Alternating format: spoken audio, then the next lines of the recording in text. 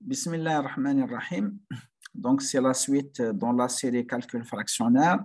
C'est une vidéo sur quelques opérations sur la composition de dérivés fractionnaires et intégrales fractionnaires.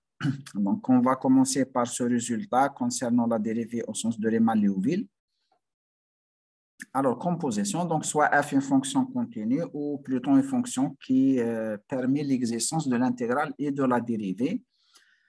Alors, si alpha est plus grande que bêta, ou alpha et bêta, c'est l'ordre d'intégration fractionnaire et de dérivation fractionnaire successivement, et bien voilà, il faut remarquer la chose suivante. Si l'ordre de la dérivée composée avec l'intégrale fractionnaire, l'ordre de l'intégrale fractionnaire est plus petite que celle de la dérivée, et bien c'est la dérivée qui va emporter, donc elle domine, on dit qu'elle domine. Si l'ordre de l'intégrale fractionnaire qui est plus grand que celui de la dérivée fractionnaire, et bien c'est l'intégrale fractionnaire qui domine. Donc, c'est l'intégrale fractionnaire d'ordre bêta moins alpha parce que bêta, elle est plus grande que alpha. Et là, c'est alpha moins bêta parce que alpha, elle est plus grande que bêta. Maintenant, il faut faire attention à la composition dérivée à gauche, intégrale à droite. Si on inverse, c'est autre chose. Maintenant, si on suppose que bêta, elle est entre m et si on suppose que bêta elle est entre 1 moins 1 et 1, donc on fait cette hypothèse-là. Et c'est des conditions restrictives. Et alors, dans ce cas, implicitement, on suppose que bêta est plus grande que alpha. Dans le troisième cas, pardon. Et bien, dans ce cas, la composition, donc l'intégrale fractionnaire à gauche, composée avec la dérivée à droite, et bien, comme la dérivée, l'ordre de la dérivation fractionnaire est plus grande que celle de l'intégration fractionnaire, donc ça sera bêta moins alpha avec cette quantité. Je vais y revenir dans quelques instants. On va commencer la démonstration. Donc, la première égalité, donc voilà, revenons. Alpha, elle est plus grande que bêta. Alpha, on suppose qu'elle est entre 1 moins 1 et 1. Alpha, on suppose qu'elle est entre 1 moins 1 et 1. Mais encore, il va falloir qu'on suppose que alpha moins bêta est entre 1 et 1 moins 1. Ça, c'est une condition nécessaire. Sinon, on ne peut pas aboutir. Alors, d'après des propriétés qu'on a déjà vues avant sur la définition et la propriété de la composition d'intégrales fractionnaires, donc l'une des propriétés, c'est la définition de la dérivée au sens de Riemann-Liouville, et l'autre proposition, l'autre renvoi, donc c'est par rapport à la somme, la propriété du semi-groupe de l'intégration fractionnaire. Alors, qu'est-ce qu'on va faire? Donc, celle-là, c'est la dérivée. Et bêta, elle est là. Comme 1 moins alpha est positif et bêta est positif, donc on peut les sommer. Donc, ça sera 1 moins alpha plus bêta. On l'écrit 1 moins alpha moins bêta. Alpha, c'est une valeur qui est plus grande que bêta. Donc, on aura ça. Mais comme m est plus grande que n, donc m est plus grande que n, ça veut dire n, il est totalement ordonné. Ça veut dire que on a cette propriété, comment qu'elle s'appelle? C'est la propriété, le n, il est archimidien. Alors, m est plus grande que n, donc il existe une constante k qui est dans n telle que m égale n plus k. Et on écrit quoi? On écrit que la composition elle est égale par démonstration, donc ce que nous avons vu juste avant, elle est égale à ça. Mais remplaçons m par k plus n. Donc, on fait ça.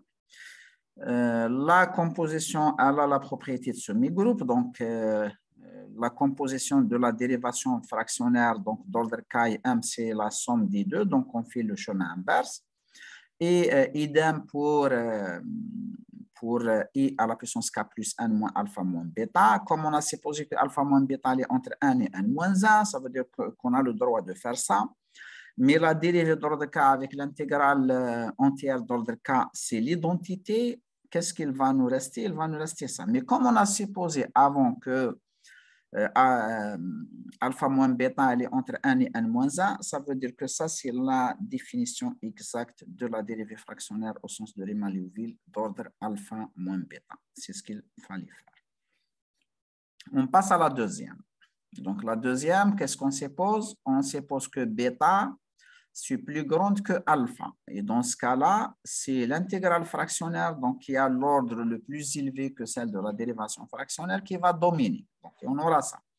Pour la preuve, bon, c'est simple, on va le faire comme ça. On a la dérivée d'ordre alpha composée avec l'intégrale d'ordre bêta. Ça, c'est exactement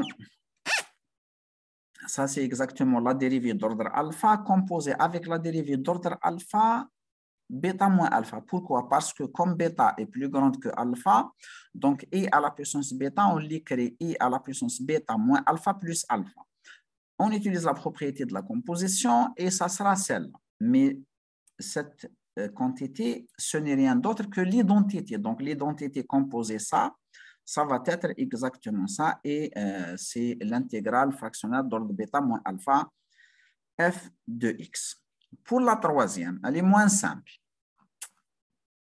La troisième, on suppose donc que bêta elle est entre 1 et 1 moins 1. Bien sûr, on suppose que bêta est plus grande. Elle est plus grande que alpha. Donc, la composition, mais maintenant, c'est pas l'intégrale fractionnelle n'est pas sur la droite, elle est sur la gauche. Alors, dans ce cas, l'intégrale d'ordre alpha composée avec l'intégrale d'ordre bêta, c'est la dérivée d'ordre bêta moins alpha de f de x, au sens de toujours de Riemann-Liouville, on ne parle que de ça maintenant, moins la somme de j égale 1 jusqu'à 1 dérivée d'ordre bêta moins g de f au point A, que multiplie x moins a alpha moins g, sur gamma de 1 plus alpha moins g. Alors, pour la preuve, on va sortir une technique. Alors, on suppose que bêta, elle est entre 1 moins 1 et 1, et on suppose que bêta est plus grande que alpha. Excusez-moi ici, si alpha elle est inférieure à bêta. Alors, qu'est-ce qu'on a? Je répète, alpha est plus petite que bêta, comme je venais de le dire, ça fait 3 ou 4 minutes. Donc, l'intégrale d'ordre alpha de la dérivée d'ordre bêta A, ça, elle est égale à quoi? Ça, elle est égale à la dérivée d'ordre bêta moins alpha, l'intégrale d'ordre bêta. Et la dérivée d'ordre bêta, on n'a pas touché ça. Donc, ça, elle est telle qu'elle est. Oualèche. Eh bien, tout simplement parce que comme bêta est plus grande que alpha, ça veut dire que ça, c'est positif. Ou et bêta, ça veut dire bêta, il est positif. La composition de D bêta moins alpha avec E bêta, on a vu avant que celle qui est plus grande emporte. Donc, qui va emporter ici entre bêta moins alpha et bêta? Comme bêta est plus grande que bêta moins alpha, ça veut dire que c'est l'intégrale fractionnelle qui va emporter. Donc, voilà l'intégrale fractionnelle. Et le alpha, ça sera quoi? Ça sera la différence entre les deux. Donc, c'est bêta moins alpha. Ça veut dire bêta moins bêta, il n'y a pas alpha. Donc, voilà alpha. Donc, qu'est-ce qu'on a fait? On a écrit I d'ordre alpha c'est égal à la dérivée d'ordre bêta moins alpha, l'intégrale d'ordre bêta. Ça veut dire que c'est celle-là qui emporte, donc c'est I, mais qui va emporter parmi les deux, donc ça sera la différence et c'est vraiment ce qu'il y avait à faire. Je vous invite à réécouter et à revoir ça et à le comparer avec ça. Il faut le comparer avec ça. Voilà, il faut le comparer avec ça, quitte à faire inverser le rôle de alpha et de bêta et de le bien écrire, et ça sera un plus dans le calcul fractionnel. Ça sera donc un peu plus. Ça. Maintenant, comme on a réussi à le faire comme ça, maintenant on se retrouve avec la fameuse composition de E bêta avec D bêta que nous avons vu dans la vidéo précédente et que c'était un peu long et un peu difficile. Et on a démontré que cette composition, c'est f de x moins sigma de j égale 1 jusqu'à m, la dérivée d'ordre bêta moins g de f de a fois x moins a à la puissance bêta moins g sur gamma de bêta moins g plus 1. Ça, c'est déjà vu dans la vidéo précédente. Là, on parlait de composition d'intégrale fractionnaire avec la dérivée fractionnaire. Donc, c'est celle-là. Ben, on a presque terminé. La dérivation d'ordre fractionnaire est un opérateur linéaire. Donc, on va le partager sur la somme. Et ça sera ici la dérivée d'ordre bêta moins alpha de f de x. Moins, ça c'est une constante, donc on arrive au monome. On arrive à ce monome. Une fois arrivé à ce monome, donc on va calculer la dérivée fractionnaire d'ordre bêta moins alpha de x moins a à la puissance bêta moins g. Alors, concentrons-nous. Si on calcule la dérivée d'ordre bêta moins alpha de x moins a à la puissance bêta moins g, elle est là. Ça veut dire, ça sera quoi? Ça sera gamma de bêta moins g plus 1, par définition. Bon, ce n'est pas par définition parce qu'on a déjà fait ça. Sur gamma de bêta moins g moins bêta moins alpha plus 1. Donc, c'est celle-là. Ça veut dire que ça sera gamma de bêta moins g plus 1 sur gamma de moins g plus alpha plus 1 fois x moins a à la puissance quoi? À la puissance bêta moins g moins bêta moins alpha. Donc, on aura ça. Et ça sera alpha moins g.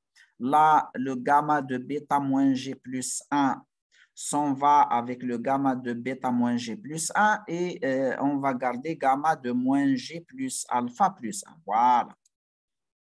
Ben, on a terminé.